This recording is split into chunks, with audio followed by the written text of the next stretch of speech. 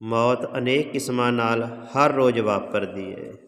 ਆਰਥਿਕ ਮੌਤ ਹੈ, ਸਮਾਜਿਕ ਮੌਤ ਹੈ, ਮਾਨਸਿਕ ਮੌਤ ਹੈ, ਬੌਧਿਕ ਮੌਤ ਹੈ, ਰੂਹਾਨੀ ਮੌਤ ਹੈ। ਹੁਣ ਅਸੀਂ ਇਹਨਾਂ ਮੌਤਾਂ ਨੂੰ ਜਿਨ੍ਹਾਂ ਨੂੰ ਆਪਾਂ ਜ਼ਿਕਰ ਕੀਤਾ ਹੈ, ਥੋੜ੍ਹਾ ਜਿਹਾ ਵਿਸਥਾਰ ਨਾਲ ਸਮਝ ਲਈਏ ਕਿ ਆਰਥਿਕ ਮੌਤ ਅਤੇ ਸਮਾਜਿਕ ਮੌਤ, ਮਾਨਸਿਕ ਮੌਤ ਅਤੇ ਬੌਧਿਕ ਮੌਤ, ਰੂਹਾਨੀ ਮੌਤ ਕੀ ਹੈ। ਆਪਾਂ ਪਹਿਲਾਂ ਗੱਲ ਕਰਦੇ ਹਾਂ ਆਰਥਿਕ ਮੌਤ ਦੀ। ਮਨੁੱਖ ਕੋਲੋਂ ਸਾਰਾ ਧਨ ਖਤਮ ਹੋ ਜਾਵੇ, ਧਨ ਪ੍ਰਾਪਤ ਹੋਣ ਦੇ ਸਾਰੇ ਵਸੀਲੇ ਵੀ ਖਤਮ ਹੋ ਜਾਣ, ਲੋਕਾਂ ਦਾ ਕਰਜ਼ਾ ਸਿਰ ਚੜ੍ਹ ਜਾਵੇ, ਦੇਣਾ ਸਾਰਿਆਂ ਦਾ ਹੋਵੇ ਪਰ ਲੈਣਾ ਕਿਤੋਂ ਵੀ ਨਾ ਹੋਵੇ, ਤਾਂ ਸਮਝੋ ਕਿ ਆਦਮੀ ਦਿਵਾਲੀਆ ਹੋ ਗਿਆ ਹੈ। ਦਿਵਾਲੀਆ ਬੰਦਾ ਆਰਥਿਕ ਤੌਰ 'ਤੇ ਮਰ ਜਾਂਦਾ ਹੈ, ਉਸ ਦੀ ਆਰਥਿਕ ਮੌਤ ਹੋ ਜਾਂਦੀ ਹੈ। ਬਹੁਤ ਧਨ ਇਸੇ ਵਾਸਤੇ ਹੀ ਲੋਕ ਇਕੱਠਾ ਕਰਦੇ ਹਨ ਕਿ ਕਿਤੇ ਆਰਥਿਕ ਮੌਤ ਨਾ ਹੋ ਜਾਵੇ, ਆਰਥਿਕ ਪੱਖੋਂ ਮਰ ਜਾਣਾ। ਇਸ ਨੂੰ ਆਰਥਿਕ ਮੌਤ ਕਿਹਾ ਜਾਂਦਾ ਹੈ। ਦੂਸਰੀ ਮੌਤ ਸਮਾਜਿਕ ਮੌਤ ਹੈ। ਹਰ ਆਦਮੀ ਸਮਾਜ ਵਿੱਚ ਵੱਧ ਤੋਂ ਵੱਧ ਇੱਜ਼ਤ ਬਣਾ ਕੇ ਰਹਿਣਾ ਚਾਹੁੰਦਾ ਹੈ। ਇਸ ਵਾਸਤੇ ਸਮਾਜ ਵਿੱਚ ਬੜਾ ਸੰਭਲ ਕੇ ਰਹਿੰਦਾ ਹੈ ਕਿ ਕਿਧਰੇ ਕੋਈ ਕਲੰਕ ਨਾ ਲੱਗ ਜਾਵੇ। ਸਮਾਜ ਵਿੱਚ ਰਹਿੰਦਿਆਂ ਕੋਈ ਕਲੰਕ ਲੱਗ ਜਾਵੇ ਤਾਂ ਆਦਮੀ ਦੀ ਸਮਾਜਿਕ ਮੌਤ ਹੋ ਜਾਂਦੀ ਹੈ। ਸਮਾਜ ਵਿੱਚ ਰਹਿੰਦਿਆਂ ਇਸੇ ਵਾਸਤੇ ਆਦਮੀ ਡਰਦਾ ਹੈ ਕਿ ਕਿਤੇ ਸਮਾਜਿਕ ਮੌਤ ਨਾ ਹੋ ਜਾਵੇ। ਇਸ ਜ਼ਿੰਦਗੀ ਦੇ ਚਲਦਿਆਂ ਹੋਇਆਂ ਅਗਰ ਜੇ ਕੋਈ ਮੱਥੇ ਕਲੰਕ ਲੱਗ ਜਾਂਦਾ ਹੈ, ਕੋਈ ਜੀਵਨ ਦੇ ਉੱਤੇ ਭੈੜਾ ਦਾਗ ਲੱਗ ਜਾਂਦਾ ਹੈ, ਤੇ ਸਮਝੋ ਉਸ ਦੀ ਸਮਾਜਿਕ ਮੌਤ ਹੋ ਚੁੱਕੀ ਹੈ। ਹੁਣ ਜਿੱਥੇ ਅਸੀਂ ਆਰਥਿਕ ਅਤੇ ਸਮਾਜਿਕ ਮੌਤ ਦੀ ਗੱਲ ਕੀਤੀ, ਉੱਥੇ ਮਾਨਸਿਕ ਮੌਤ ਦੀ ਗੱਲ ਵੀ ਕਰ ਲਈਏ। ਮਨ ਦੇ ਵਿੱਚ ਚੱਲਦੇ ਹੋਏ ਫੁਰਨੇ ਰੁਕ ਜਾਣ, ਮਾਨਸਿਕ ਮੌਤ ਹੋ ਜਾਂਦੀ ਹੈ। ਸਾਡੇ ਮਨ ਵਿੱਚ ਸਦਾ ਫੁਰਨੇ ਜਨਮ ਲੈਂਦੇ ਹਨ, ਜੋ ਮਨ ਨੂੰ ਸਦਾ ਧੜਕਾਉਂਦੇ ਰਹਿੰਦੇ ਹਨ। ਮਨ ਵਿੱਚ ਨਿਰੰਤਰ ਵਿਚਾਰਾਂ ਦੀਆਂ ਲਹਿਰਾਂ ਦੌੜਦੀਆਂ ਰਹਿੰਦੀਆਂ ਨੇ। ਜੇ ਮਨ ਵਿੱਚੋਂ ਵਿਚਾਰ ਰੁਕ ਜਾਣ ਤਾਂ ਨਿਰਵਿਚਾਰ ਮਨ ਨੂੰ ਅਨਹਦ ਨਾਦ ਸੁਣ ਪੈਂਦਾ ਹੈ। ਜਿਸ ਦਿਨ ਅਨਹਦ ਨਾਦ ਦਾ ਅਨੁਭਵ ਹੁੰਦਾ ਹੈ, ਉਸ ਦਿਨ ਹੀ ਮਨ ਦੀ ਮੌਤ ਹੋ ਜਾਂਦੀ ਹੈ। ਮਾਨਸਿਕ ਤੌਰ 'ਤੇ ਜੋ ਸਮਾਜ ਦੇ ਵਿੱਚ ਗੱਲਾਂ ਹਨ, ਸਮਾਜ ਦੇ ਵਿੱਚ ਵਿਚਰਨਾ ਹੈ, ਜੇ ਉਹ ਬੰਦਾ ਉਸ ਚੀਜ਼ ਨੂੰ ਤਿਆਗ ਦਿੰਦਾ ਹੈ ਤਾਂ ਗੁਰਮੁਖ ਪਿਆਰਿਓ, ਉਸ ਦਿਨ ਉਸ ਦੀ ਮਾਨਸਿਕ ਮੌਤ ਹੋ ਜਾਂਦੀ ਹੈ। ਹੁਣ ਬੌਧਿਕ ਮੌਤ ਦੀ ਗੱਲ ਕਰੀਏ। ਦਿਮਾਗ ਦੇ ਵਿੱਚ ਅਕਲ ਹੈ, ਅਕਲ ਕੰਮ ਕਰਨਾ ਛੱਡ ਦੇਵੇ ਤਾਂ ਆਦਮੀ ਪਾਗਲ ਹੋ ਜਾਂਦਾ ਹੈ। ਪਾਗਲ ਆਦਮੀ ਦੀ ਬੁੱਧੀ ਕੰਮ ਨਹੀਂ ਕਰਦੀ। ਜਿਸ ਦੀ ਬੁੱਧੀ ਕੰਮ ਨਾ ਕਰੇ, ਉਸ ਦੀ ਬੌਧਿਕ ਮੌਤ ਹੋ ਚੁੱਕੀ ਹੁੰਦੀ ਹੈ। ਹੁਣ ਸਰੀਰ ਜਿਉਂਦਾ ਹੈ, ਭੋਜਨ ਛਕਦਾ ਹੈ, ਪੈਸਾ ਬੜਾ ਹੈ, ਆਰਥਿਕ ਪੱਖੋਂ ਮੌਤ ਨਹੀਂ ਹੋਈ, ਸਮਾਜਿਕ ਪੱਖੋਂ ਵੀ ਮੌਤ ਨਹੀਂ ਹੋਈ, ਮਾਨਸਿਕ ਪੱਖੋਂ ਵੀ ਮੌਤ ਨਹੀਂ ਹੋਈ, ਪਰ ਬੌਧਿਕ ਪੱਖੋਂ ਮੌਤ ਹੋ ਗਈ ਹੈ। ਧਨ ਦੌਲਤ, ਐਸ਼ੋ ਆਰਾਮ, ਮਾਣ ਸਤਿਕਾਰ ਸਭ ਹੈ, ਪਰ ਬੋਧ ਨਹੀਂ ਹੈ। ਤੇ ਗੁਰਮੁਖ ਪਿਆਰਿਓ, ਸਾਰਾ ਕੁਝ ਹੁੰਦਿਆਂ ਹੋਇਆ ਵੀ ਉਹ ਮੌਤ ਦੀ ਚਪੇਟ ਵਿੱਚ ਆ ਗਿਆ ਹੈ। ਸੋ ਇਸ ਤਰ੍ਹਾਂ ਸਾਡੇ ਮਨ ਵਿੱਚ ਭੈ ਬਣਿਆ ਰਹਿੰਦਾ ਹੈ, ਡਰ ਬਣਿਆ ਰਹਿੰਦਾ ਹੈ ਕਿ ਕਿਤੇ ਸਾਡੀ ਮੌਤ ਨਾ ਹੋ ਜਾਏ। ਹਾਲਾਂਕਿ ਸਾਡੇ ਉੱਤੇ ਮੌਤ ਚੱਲ ਰਹੀ ਹੈ, ਮੌਤ ਮੰਡਰਾ ਰਹੀ ਹੈ, ਸੱਚ ਹੈ। ਸੋ ਬੌਧਿਕ ਮੌਤ ਦੀ ਆਪਾਂ ਗੱਲ ਕਰ ਰਹੇ ਕਿ ਪਾਗਲ ਦਾ ਦਿਮਾਗ ਮਰ ਚੁੱਕਾ ਹੁੰਦਾ ਹੈ, ਪਾਗਲ ਦਾ ਸਰੀਰ ਜਿਉਂਦਾ ਹੈ ਪਰ ਦਿਮਾਗ ਮਰ ਚੁੱਕਾ ਹੈ। ਪਾਗਲ ਹਮੇਸ਼ਾ ਕਿਸੇ ਇੱਕ ਵਿਚਾਰ 'ਤੇ ਕੇਂਦਰਿਤ ਹੋ ਜਾਂਦਾ ਹੈ। ਰੋਂਦਾ ਹੈ ਤਾਂ ਰੋਂਦਾ ਹੀ ਜਾਏਗਾ, ਪਰ ਜੇ ਕੋਈ ਰੋਣ ਦਾ ਕੋਈ ਕਾਰਨ ਨਹੀਂ ਹੋਵੇਗਾ, ਹੱਸਣ ਲੱਗੇ ਤਾਂ ਹੱਸਦਾ ਹੀ ਰਹਿੰਦਾ ਹੈ।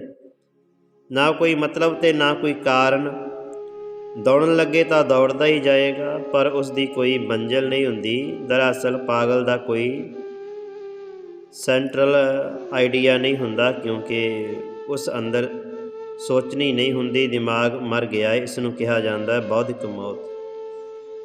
ਪਰ ਸਾਨੂੰ ਇੱਕੋ ਹੀ ਮੌਤ ਦਾ ਡਰ ਹੈ, ਸਰੀਰਕ ਮੌਤ। ਬਾਕੀ ਸਾਡੇ ਅੰਦਰ ਮੌਤ ਹੋਰ ਵੀ ਬੜੀਆਂ ਹੁੰਦੀਆਂ। ਕੋਈ ਆਰਥਿਕ ਤੌਰ 'ਤੇ ਮੁੱਕਿਆ ਪਿਆ ਹੈ, ਖਤਮ ਹੋਇਆ ਪਿਆ ਹੈ। ਕੋਈ ਸਮਾਜਿਕ ਤੌਰ 'ਤੇ ਉਸਦਾ ਇੱਜ਼ਤ ਪੱਖੋਂ ਮਾਣ ਸਤਿਕਾਰ ਨਹੀਂ ਹੁੰਦਾ। ਕੋਈ ਮਾਨਸਿਕ ਪੱਖੋਂ ਹੈ ਅਤੇ ਕੋਈ ਬੌਧਿਕ ਪੱਖੋਂ ਹੈ। ਪਰ ਗੁਰਮੁਖ ਪਿਆਰਿਓ, ਇੱਕ ਹੋਰ ਬੜੀ ਅਹਿਮ ਜਿਹੀ ਮੌਤ ਹੈ। ਉਹ ਮੌਤ ਹੈ ਰਾਜਨੀਤਿਕ ਮੌਤ। ਰਾਜਨੀਤਿਕ ਲੋਕਾਂ ਦਾ ਜੀਵਨ ਰਾਜ ਸੱਤਾ ਵਿੱਚ ਹੁੰਦਾ ਹੈ। ਇਸ ਵਾਸਤੇ ਹਰ ਰਾਜਨੀਤਿਕ ਆਦਮੀ ਹਰ ਹੱਥ ਕੰਡੇ ਵਰਤ ਕੇ ਰਾਜ ਸੱਤਾ ਵਿੱਚ ਬਣੇ ਰਹਿਣਾ ਚਾਹੁੰਦਾ ਹੈ। ਅਤੇ ਜੇ ਰਾਜ ਸੱਤਾ ਹੱਥੋਂ ਨਿਕਲ ਜਾਵੇ ਤਾਂ ਸਮਝੋ ਰਾਜਨੀਤਿਕ ਮੌਤ ਹੋ ਗਈ ਹੈ। ਜਿਨ੍ਹਾਂ ਲੋਕਾਂ ਦੇ ਪਰਛਾਵੇਂ ਰੋਜ਼ ਟੀਵੀ, ਰੇਡੀਓ, ਅਖਬਾਰਾਂ ਵਿੱਚ ਦੇਖਣ ਨੂੰ ਮਿਲਦੇ ਹਨ, ਉਹਨਾਂ ਕੋਲ ਸੱਤਾ ਨਾ ਰਹੇ ਤਾਂ ਸਮਝੋ ਮੌਤ ਹੋ ਗਈ ਹੈ। ਫਿਰ ਭਾਵੇਂ ਉਹ ਆਪ ਜਾ ਕੇ ਕਹਿਣ ਕਿ ਸਾਡੇ ਫੋਟੋ ਟੀਵੀ 'ਤੇ ਦਿਖਾਓ, ਹੁਣ ਉਹਨਾਂ ਦੀ ਕੋਈ ਗੱਲ ਨਹੀਂ ਮੰਨੀ ਜਾ ਸਕਦੀ, ਕਿਉਂਕਿ ਹੁਣ ਉਹਨਾਂ ਦੀ ਰਾਜਨੀਤਿਕ ਮੌਤ ਹੋ ਚੁੱਕੀ ਹੈ। ਕਿਉਂਕਿ ਮਨੁੱਖ ਦੇ ਮਨ ਦੇ ਅੰਦਰ ਇੱਕ ਸੋਚ ਹੈ ਕਿ ਮੇਰੀ ਕਿਸੇ ਪੱਖੋਂ ਮੌਤ ਨਾ ਹੋਵੇ। ਅਤੇ ਅੱਜ ਦਾ ਜਿਹੜਾ ਦੌਰ ਚੱਲ ਰਿਹਾ ਉਸ ਦੇ ਵਿੱਚ ਇਹ ਖਾਸ ਕਰਕੇ ਖਿਆਲ ਰੱਖਦਾ ਮਨੁੱਖ ਆਪਦਾ ਕਿ ਮੈਂ ਰਾਜਨੀਤੀ ਵਿੱਚ ਪੈਰ ਰੱਖਾਂ। ਘਰ ਤੋਂ ਗੱਲ ਸ਼ੁਰੂ ਹੁੰਦੀ ਹੈ ਗੁਰਮੁਖ ਪਿਆਰਿਓ। ਉਸ ਦਾ ਵਿਚਾਰ ਪਹਿਲਾਂ ਘਰ ਦੇ ਵਿੱਚ ਤਾਂ ਪੱਕਾ ਹੀ ਹੈ ਕਿ ਮੇਰੀ ਘਰ ਦੇ ਵਿੱਚ ਬੋਲਬਾਲਾ ਹੋਵੇ, ਮੇਰੀ ਘਰ ਵਿੱਚ ਚੱਲੇ, ਮੇਰੀ ਸੁਣਾਈ ਹੋਵੇ, ਬੱਚਿਆਂ ਦੇ ਵਿੱਚ ਮੇਰਾ ਰੋਹਬ ਹੋਵੇ, ਮੇਰਾ ਹੁਕਮ ਚੱਲੇ। ਅਤੇ ਗੁਰਮੁਖ ਪਿਆਰਿਓ, ਉਸ ਤੋਂ ਬਾਅਦ ਉਸ ਦਾ ਇਹ ਵਿਚਾਰ ਹੁੰਦਾ ਕਿ ਮੇਰੇ ਕਬੀਲੇ ਦੇ ਵਿੱਚ, ਮੇਰੇ ਆਸ-ਪਾਸ ਸਾਰੇ ਭਾਈਚਾਰੇ ਵਿੱਚ ਮੇਰੀ ਚੱਲੇ, ਗਲੀ ਮੁਹੱਲੇ ਚੱਲੇ, ਸਾਰੇ ਨਗਰ ਦੇ ਵਿੱਚ ਹੀ ਮੇਰੇ ਕਹਿਣ 'ਤੇ ਸਾਰਾ ਨਗਰ ਚੱਲੇ। ਸਤਾ ਵਿੱਚ ਹੌਲੀ ਹੌਲੀ ਆਉਂਦਾ ਫਿਰ ਉਹ ਕਹਿੰਦਾ ਹੈ ਕਿ ਹੁਣ ਮੇਰੇ ਆਸੇ-ਪਾਸੇ ਪਿੰਡਾਂ ਵਿੱਚ ਵੀ ਚੱਲਣੇ ਸ਼ੁਰੂ ਹੋਏ, ਸਾਡੇ ਸੂਬੇ ਦੇ ਵਿੱਚ ਚੱਲੇ, ਸਾਰੇ ਦੇਸ਼ ਵਿੱਚ ਹੀ ਚੱਲੇ, ਫਿਰ ਦੇਸ਼ਾਂ ਵਿਦੇਸ਼ਾਂ ਵਿੱਚ ਵੀ ਸਾਡੀ ਚੱਲਣੀ ਸ਼ੁਰੂ ਹੋ ਜਾਏ। ਇਹ ਬੰਦੇ ਦੀ ਜਿਹੜੀ ਅੰਦਰ ਦੀ ਕਲਪਨਾ ਹੈ ਅਤੇ ਅੰਦਰ ਦੀ ਸੋਚ ਹੈ ਕਿ ਮੈਂ ਹਰ ਪੱਖੋਂ ਰਾਜਨੀਤਿਕ ਦੇ ਪੱਖੋਂ ਜਿਉਂਦਾ ਰਵਾਂ। ਪਰ ਇੱਕ ਸਮਾਂ ਉਹ ਵੀ ਆਉਂਦਾ ਰਾਜਨੀਤੀ ਵਿੱਚੋਂ ਹਾਰ ਕੇ ਘਰ ਵਿੱਚ ਬੈਠ ਜਾਂਦਾ ਹੈ ਅਤੇ ਫਿਰ ਉਸ ਦੀ ਰਾਜਨੀਤਿਕ ਮੌਤ ਹੋ ਜਾਂਦੀ ਹੈ। ਸੋ ਗੁਰਮੁਖ ਪਿਆਰਿਓ, ਇਹ ਮੌਤ ਕਈ ਤਰ੍ਹਾਂ ਦੀ ਹੈ, ਇੱਕ ਤਰ੍ਹਾਂ ਦੀ ਨਹੀਂ। ਪਰ ਸਾਡੇ ਮਨ ਦੇ ਵਿੱਚ ਡਰ ਹੈ ਕੇਵਲ ਸਰੀਰਕ ਮੌਤ ਦੀ ਗੱਲ। ਹੁਣ ਉਸ ਤੋਂ ਅਗਲੀ ਜੇ ਗੱਲ ਕਰੀਏ, ਆਰਥਿਕ ਮੌਤ, ਸਮਾਜਿਕ ਮੌਤ, ਮਾਨਸਿਕ ਮੌਤ, ਬੌਧਿਕ ਮੌਤ, ਰਾਜਨੀਤਿਕ ਮੌਤ, ਅਤੇ ਗੁਰਮੁਖ ਪਿਆਰਿਓ ਅੱਗੇ ਹੁਣ 6ਵੀਂ ਜਿਹੜੀ ਮੌਤ ਹੈ ਉਹ ਰੂਹਾਨੀ ਮੌਤ ਹੈ। ਪ੍ਰਭੂ ਦਾ ਸਿਮਰਨ ਨਾ ਚੱਲੇ ਤਾਂ ਰੂਹ ਮਰ ਜਾਂਦੀ ਹੈ।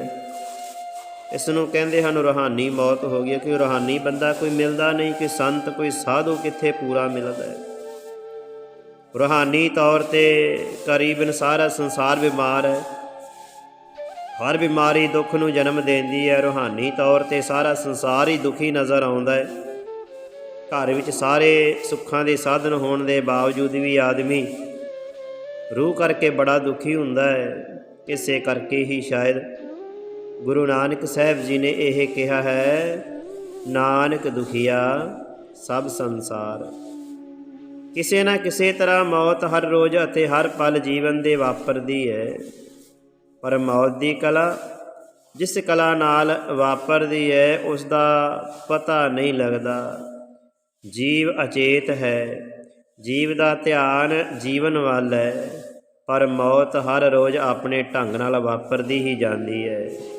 ਜੀਵਨ ਗੁਜ਼ਰ ਰਿਹਾ ਹੈ, ਮੌਤ ਦਾ ਡਰ ਜੀਵਨ ਵਿੱਚ ਇੰਨਾ ਸਮਾਇਆ ਹੋਇਆ ਹੈ ਕਿ ਜਦੋਂ ਕਿਸੇ ਪ੍ਰਾਣੀ ਦੀ ਮੌਤ ਹੋ ਜਾਂਦੀ ਹੈ ਤਾਂ ਮਨੁੱਖ ਉਸ ਨੂੰ ਵੀ ਮਰ ਗਿਆ ਨਹੀਂ ਕਹਿੰਦਾ, ਬਲਕਿ ਉਹ ਸਾਫ਼ ਸੁਥਰੇ ਲਫ਼ਜ਼ ਚੁਣ ਕੇ ਕਹੇਗਾ ਕਿ ਕੋਈ ਗੁਜ਼ਰ ਗਿਆ ਹੈ।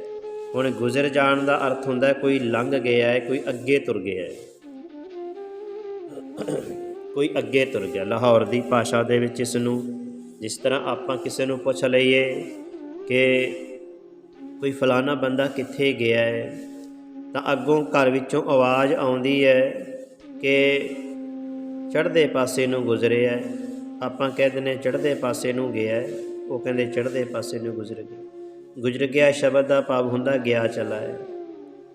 ਅਤੇ ਗੁਰਮੁਖ ਪਿਆਰਿਓ, ਅਸੀਂ ਇਸ ਸ਼ਬਦ ਨੂੰ ਸੁਧਾਰ ਕੇ ਤੇ ਗੁਜ਼ਰ ਗਿਆ ਕਹਿੰਦੇ ਹਾਂ ਜਾਂ ਪੂਰਾ ਹੋ ਗਿਆ ਕਹਿੰਦੇ ਹਾਂ। ਮਰ ਗਿਆ ਸ਼ਬਦ ਅਸੀਂ ਕਦੀ ਵਰਤਦੇ ਨਹੀਂ। ਮੌਤ ਹੋ ਗਈ ਹੈ, ਇਸ ਸ਼ਬਦ ਨੂੰ ਅਸੀਂ ਘੱਟ ਵਰਤ ਕੇ ਖੁਸ਼ ਹਾਂ, ਜਾਂ ਅਸੀਂ ਫਿਰ ਇੰਗਲਿਸ਼ ਦੇ ਸ਼ਬਦ ਵਰਤ ਲੈਂਦੇ ਹਾਂ ਕਿ ਕਿਸੇ ਨੂੰ ਮਹਿਸੂਸ ਨਾ ਹੋਵੇ। ਪਰ ਗੁਰਮੁਖ ਪਿਆਰਿਓ ਕਹਿੰਦੇ ਇਹ ਮੌਤ ਦੀ ਕਲਾ ਹੈ, ਉਸ ਦਾ ਪਤਾ ਨਹੀਂ ਲੱਗਦਾ। ਜੀਵ ਅਚੇਤ ਹੈ, ਮੌਤ ਹਰ ਤਰ੍ਹਾਂ ਸਾਡੇ ਉੱਪਰੋਂ ਦੀ ਵਾਪਰ ਰਹੀ ਹੈ। ਜੀਵਨ ਗੁਜ਼ਰ ਰਿਹਾ ਹੈ, ਮੌਤ ਦਾ ਡਰ ਜੀਵਨ ਵਿੱਚ ਇੰਨਾ ਸਮਾਇਆ ਹੋਇਆ ਕਿ ਜਦੋਂ ਕਦੇ ਕਿਸੇ ਪ੍ਰਾਣੀ ਦੀ ਮੌਤ ਹੋ ਜਾਂਦੀ ਹੈ ਤਾਂ ਮਨੁੱਖ ਉਸ ਨੂੰ ਵੀ ਮਰ ਗਿਆ ਨਹੀਂ ਕਹਿੰਦਾ। ਇਹਦੇ ਪਿੱਛੇ ਆਹੀ ਕਾਰਨ ਹੈ ਕਿ ਸਾਨੂੰ ਮੌਤ ਤੋਂ ਡਰ ਲੱਗਦਾ ਹੈ।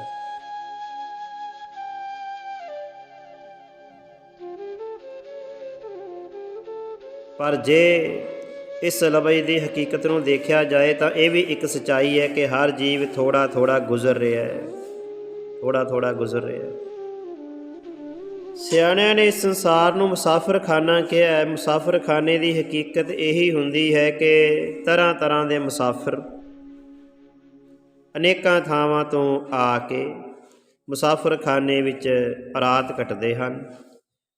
ਉਹਨਾਂ ਮੁਸਾਫਰਾਂ ਦਾ ਆਪਸੀ ਰਿਸ਼ਤਾ ਕੋਈ ਨਹੀਂ ਹੁੰਦਾ, ਕੇਵਲ ਸਫ਼ਰ ਵਿੱਚ ਕੋਈ ਮੁਲਾਕਾਤ ਹੁੰਦੀ ਹੈ। ਇਸ ਕਰਕੇ ਵਿਛੜਨ ਲੱਗਿਆ ਉਹ ਮੁਸਾਫਰ ਕੋਈ ਦਰਦ ਅਨੁਭਵ ਨਹੀਂ ਕਰਦੇ। ਮੁਸਾਫਿਰ ਕੇਵਲ ਅਜਨਬੀ ਹੁੰਦੇ ਹਨ। ਜੇ ਤਾਂ ਮੁਸਾਫਰ ਨੂੰ ਇੰਨਾ ਆਪਣਾ ਸਮਝ ਲਵੇ, ਜਿਵੇਂ ਆਪਣੇ ਪਰਿਵਾਰ ਦੇ ਕਿਸੇ ਮੈਂਬਰ ਨੂੰ ਆਪਣਾ ਸਮਝੀਦਾ ਹੈ, ਫਿਰ ਤਾਂ ਮੁਸਾਫਰ ਤੋਂ ਅੱਗੇ ਸਫ਼ਰ ਨਹੀਂ ਕੀਤਾ ਜਾਏਗਾ, ਕਿਉਂਕਿ ਉਹ ਮੁਸਾਫਰਖਾਨੇ ਨੂੰ ਆਪਣਾ ਘਰ ਅਤੇ ਮੁਸਾਫਰਾਂ ਨੂੰ ਆਪਣਾ ਪਰਿਵਾਰ ਸਮਝ ਬੈਠਾ ਹੈ। ਗੁਰਮੁਖ ਪਿਆਰਿਓ, ਪਿਛਲਾ ਜਿਹੜਾ ਸਮਾਂ ਆਪਣਾ ਬੀਤਿਆ ਹੈ, ਜਦੋਂ ਕਿਸਾਨ ਮਜ਼ਦੂਰ ਜੋ ਏਕਤਾ ਦਾ ਨਾਅਰਾ ਲੱਗਿਆ ਹੈ, ਸੰਯੁਕਤ ਮੋਰਚਾ ਦਿੱਲੀ ਲੱਗਿਆ ਹੈ, ਉੱਥੇ ਸਾਰੇ ਸੂਬਿਆਂ ਦੇ ਵਿੱਚੋਂ ਜਿਨ੍ਹਾਂ ਨੂੰ ਅਸੀਂ ਬਿਲਕੁਲ ਨਹੀਂ ਸੀ ਜਾਣਦੇ, ਨਾਮ ਨਹੀਂ ਸੀ ਜਾਣਦੇ, ਉਹਨਾਂ ਦਾ ਨਗਰ ਥੋ ਨਹੀਂ ਸੀ ਜਾਣਦੇ, ਅਸੀਂ ਉੱਥੇ ਇਕੱਠੇ ਹੋਏ। ਸਾਨੂੰ ਕਿਸੇ ਔਖੀ ਘੜੀ ਨੇ ਇਕੱਠਿਆਂ ਕੀਤਾ ਹੈ। ਕਾਫੀ ਸਮਾਂ ਇਕੱਠੇ ਰਹੇ, ਸਾਡੀ ਜਾਣ ਪਹਿਚਾਣ ਬਣੀ। ਜੇ ਅਸੀਂ ਹੁਣ ਉੱਥੇ ਦਿੱਲੀ ਇੱਕ ਦਿਨ ਲਈ ਜਾਂਦੇ ਤਾਂ ਅਸੀਂ ਵਾਪਸ ਬੜੀ ਤੇਜ਼ੀ ਨਾਲ ਆਉਂਦੇ। ਪਰ ਗੁਰਮੁਖ ਪਿਆਰਿਓ, ਉਹ ਮੰਜ਼ਰ ਦੇਖਣ ਵਾਲਾ ਸੀ।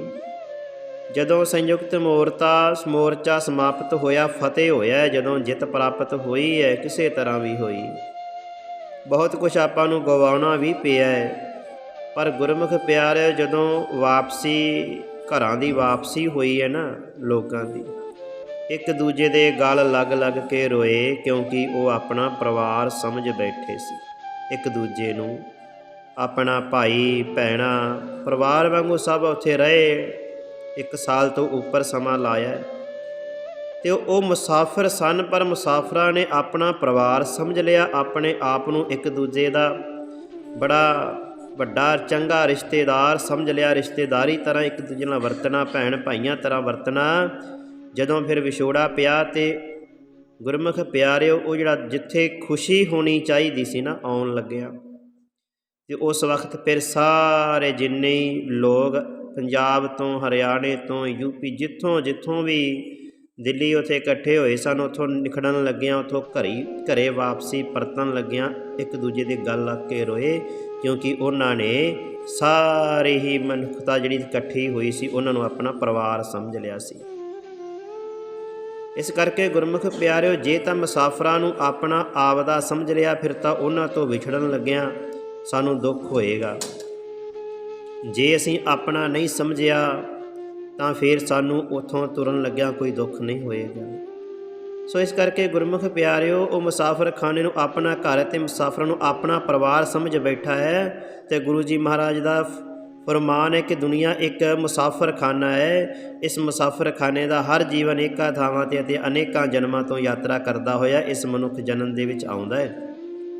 ਇਸੇ ਤਰ੍ਹਾਂ ਹੀ ਐਂ ਸਮਝੋ, ਜਿਵੇਂ ਅਸੀਂ ਕੁਝ ਸਮੇਂ ਲਈ ਦਿੱਲੀ ਇਕੱਠੇ ਹੋਏ ਅਤੇ ਆਪਣਾ ਸਮਝ ਕੇ ਅਤੇ ਮੁੜ ਕੇ ਦੁੱਖ ਕਿੰਨਾ ਸਾਨੂੰ ਲੱਗਿਆ। ਜਦੋਂ ਅਸੀਂ ਸੰਸਾਰ ਵਿੱਚ ਆਉਂਦੇ ਹਾਂ, ਸਾਡਾ ਜਨਮ ਹੁੰਦਾ ਹੈ, ਅਸੀਂ ਆਪਣੇ ਰਿਸ਼ਤੇਦਾਰ ਬਣਾਉਂਦੇ ਹਾਂ, ਆਪਣੇ ਭੈਣ ਭਾਈ ਬਣਾਉਂਦੇ ਹਾਂ, ਸਾਡਾ ਮੋਹ ਪ੍ਰੇਮ ਪੈ ਜਾਂਦਾ ਹੈ, ਕਬੀਲੇ ਦੇ ਵਿੱਚ ਅਸੀਂ ਆਪਣਾ ਸਮਝ ਲਿਆ।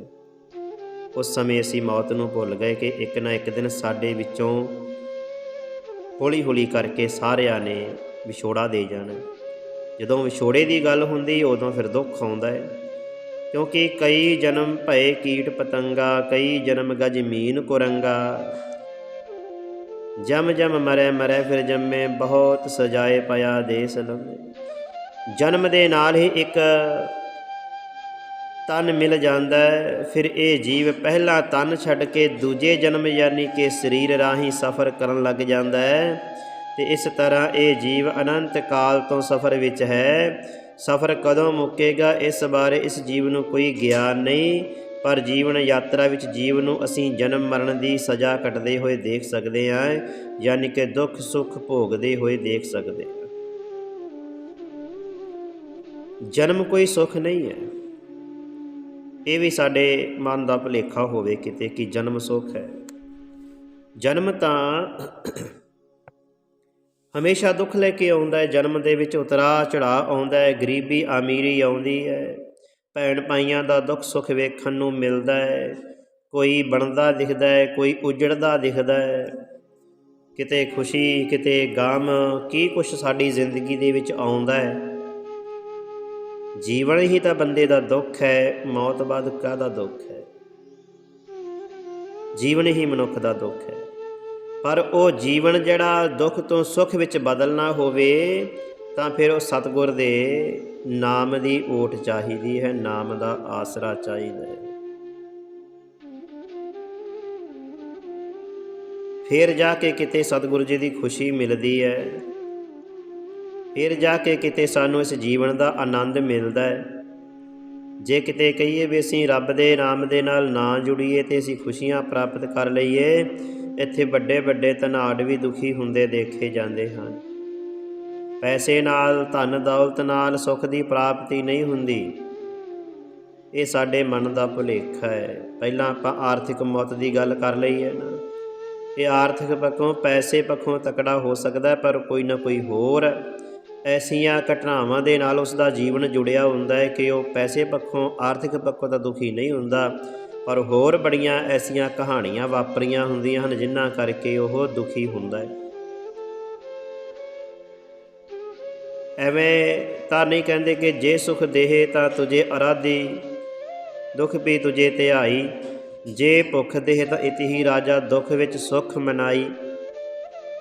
ਜਦੋਂ ਬੰਦਾ ਦੁੱਖਾਂ ਦੇ ਵਿੱਚ ਸੁੱਖ ਨੂੰ ਮਨਾਉਣ ਲੱਗ ਜਾਏ, ਦੁੱਖਾਂ ਦੇ ਵਿੱਚੋਂ ਸੁੱਖ ਨੂੰ ਭਾਲਣਾ ਸ਼ੁਰੂ ਕਰ ਦੇ ਕਿ ਸਮਝੋ ਫਿਰ ਪਰਮਾਤਮਾ, ਉਸ ਅਕਾਲ ਪੁਰਖ ਵਾਹਿਗੁਰੂ ਦੀ ਰਹਿਮਤ ਸਾਡੇ ਉੱਤੇ ਬਰਸ ਰਹੀ ਹੈ।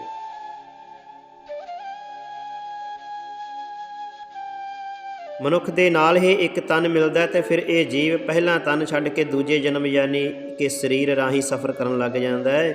ਇਸ ਤਰ੍ਹਾਂ ਇਹ ਜੀਵ ਅਨੰਤ ਕਾਲ ਤੋਂ ਸਫ਼ਰ ਵਿੱਚ ਹੈ। ਸਫ਼ਰ ਕਦੋਂ ਮੁੱਕੇਗਾ ਇਸ ਬਾਰੇ ਇਸ ਜੀਵ ਨੂੰ ਕੋਈ ਗਿਆਨ ਨਹੀਂ, ਪਰ ਜੀਵਨ ਯਾਤਰਾ ਵਿੱਚ ਜੀਵ ਨੂੰ ਅਸੀਂ ਜਨਮ ਮਰਨ ਦੀ ਸਜ਼ਾ ਕੱਟਦੇ ਹੋਏ ਦੇਖਦੇ ਹਾਂ। ਕੋਈ ਦੁੱਖ ਭੋਗੀ ਜਾਂਦਾ ਹੈ, ਕੋਈ ਸੁੱਖ ਭੋਗੀ ਜਾਂਦਾ ਹੈ। ਕਿ ਕਈਆਂ ਨੂੰ ਦੁਨੀਆ ਨੂੰ ਲੱਗਦਾ ਹੈ ਕਿ ਜਿਵੇਂ ਬੜਾ ਸੁਖੀ ਹੈ, ਪਰ ਅੰਦਰੋਂ ਹਿਰਦਾ ਬੜਾ ਦੁਖੀ ਹੁੰਦਾ ਕਈ ਵਾਰ। ਅਨੇਕਾਂ ਜਨਮਾਂ ਤੋਂ ਜੀਵ ਯਾਤਰਾ ਵਿੱਚ ਹੈ ਅਤੇ ਸੰਸਾਰ ਮੁਸਾਫਰਖਾਨਾ ਹੈ। ਜੀਵ ਨੂੰ ਕਦੇ ਪਸ਼ੂ ਜੋਨੀ ਮਿਲਦੀ ਹੈ, ਕਦੇ ਪੰਛੀ ਅਤੇ ਕਦੇ ਮਨੁੱਖ ਜਨਮ ਵਿੱਚ ਜੀਵਨ ਯਾਤਰਾ ਕਰਦਾ ਹੈ, ਪਰ ਹਮੇਸ਼ਾ ਯਾਤਰਾ ਵਿੱਚ ਹੀ ਰਹਿੰਦਾ ਹੈ। ਯਾਤਰਾ ਇਸ ਦੀ ਕਦੇ ਪੂਰੀ ਨਹੀਂ ਹੁੰਦੀ। हर गम पे दूर हुई जाती है मेरी मंजिल, मैं भी सफ़र में हूँ मेरी मंजिल भी सफ़र में है। साडी मंजिल भी अगे अगे वधी जा रही है ते असीं भी अगे अगे वधे जा रहे हैं। पर असल मनुखता दी मंजिल वाल पहुँचना होवे तां फिर इक्को ही रस्ता है कि पहलां सानूं मंजिल तय करनी पवेगी और वो भी होवे जड़ी। ਹੁਣ ਜਿਸ ਦਾ ਨਾਮੋ ਨਿਸ਼ਾਨ ਹੀ ਨਹੀਂ ਹੈ, ਉਸ ਮੰਜ਼ਿਲ ਤੱਕ ਸਾਨੂੰ ਸੋਚਣ ਦੀ ਲੋੜ ਵੀ ਕੀ ਹੈ। ਸਾਡੀ ਮੰਜ਼ਿਲ ਹੈ ਪਰਮਾਤਮਾ ਦਾ ਨਾਮ, ਸਾਡੀ ਮੰਜ਼ਿਲ ਹੈ ਸਤਿਗੁਰੂ ਜੀ ਦੇ ਚਰਨਾਂ ਦੇ ਵਿੱਚ ਥਾਂ। ਚਰਨ ਸਰਨ ਗੁਰ ਏਕ ਪੈਂਡਾ, ਜਾਏ ਚੱਲ ਸਤਿਗੁਰ ਕੋਟ ਪੈਂਡਾ, ਆਗੇ ਹੋਏ ਲੇਤ ਹੈ। ਸਾਨੂੰ ਮੰਜ਼ਿਲ ਉਹ ਚਾਹੀਦੀ ਹੈ ਕਿ ਅਸੀਂ ਇੱਕ ਪੈਂਡਾ ਪੱਟੀਏ ਅਤੇ ਸਤਿਗੁਰੂ ਜੀ ਕਰੋੜਾਂ ਪੈਂਡੇ ਅੱਗੋਂ ਹੋ ਕੇ ਸਾਨੂੰ ਮਿਲਣ।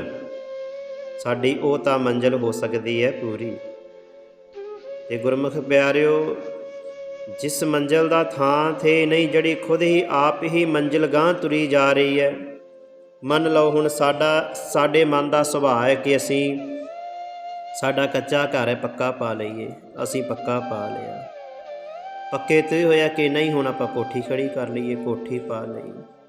ਕੋਠੀ ਤੋਂ ਅੱਗੇ ਹੁਣ ਮੰਜ਼ਿਲ ਗਾਂਹ ਤੁਰੀ ਜਾ ਰਹੀ ਹੈ ਨਾ। ਵੇਖੋ ਸਾਡੀ ਸੋਚ ਜਿਹੜੀ ਮੰਜ਼ਿਲ ਤੋਂ ਭਾਵ ਕੇ ਸਾਡੀ ਸੋਚ ਅੱਗੇ ਤੁਰੀ ਜਾ ਰਹੀ ਹੈ। ਫਿਰ ਅਸੀਂ ਬਹੁਤ ਵੱਡਾ ਘਰ ਪਾ ਲਈਏ, ਫਿਰ ਅਸੀਂ ਉਸ ਦੇ ਵਿੱਚ ਬਹੁਤ ਮਹਿੰਗਾ ਫਰਨੀਚਰ ਲਾ ਲਈਏ।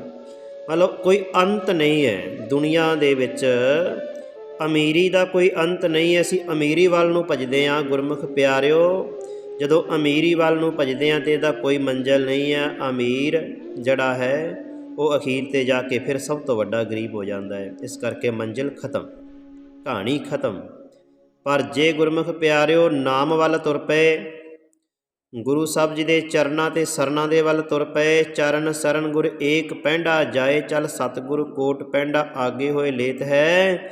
ਇਹ ਸਥਿਰ ਹੈ, ਇਹ ਅਟਲ ਹੈ, ਇਹ ਬੜੀ ਮਹਾਨ ਹੈ, ਇੱਕ ਥਾਂ 'ਤੇ ਖੜੀ ਹੈ। ਇਹ ਮੰਜ਼ਿਲ ਗਾਂਹ ਨਹੀਂ ਤੁਰਦੀ, ਜਿਸ ਮੰਜ਼ਿਲ ਨੂੰ ਬਾਣੀ ਇਸ਼ਾਰਾ ਕਰ ਰਹੀ ਹੈ। ਇਸ ਕਰਕੇ ਗੁਰਮੁਖ ਪਿਆਰਿਓ, ਨਾਮ ਜਪੀਏ, ਸਿਮਰਨ ਕਰਿਆ ਕਰੀਏ, ਭਜਨ ਬੰਦਗੀ ਕਰਿਆ ਕਰੀਏ, ਜ਼ਿੰਦਗੀ ਦੇ ਵਿੱਚ ਚੰਗੇ ਤੋਂ ਚੰਗੇ ਕਰਮ ਕਰਿਆ ਕਰੀਏ, ਜਿਸ ਦੇ ਨਾਲ ਆਸ-ਪਾਸ ਦੇ ਲੋਕਾਂ ਦਾ ਵੀ ਭਲਾ ਹੋਵੇ, ਦੁਨੀਆ ਦਾ, ਸੰਸਾਰ ਦਾ ਵੀ ਭਲਾ ਹੋਵੇ। ਸੰਸਾਰੀ ਲੋਕ ਸਾਨੂੰ ਚੰਗਾ ਕਹਿਣ, ਅਸੀਂ ਸੰਸਾਰੀ ਲੋਕਾਂ ਨੂੰ ਚੰਗਾ ਕਹੀਏ।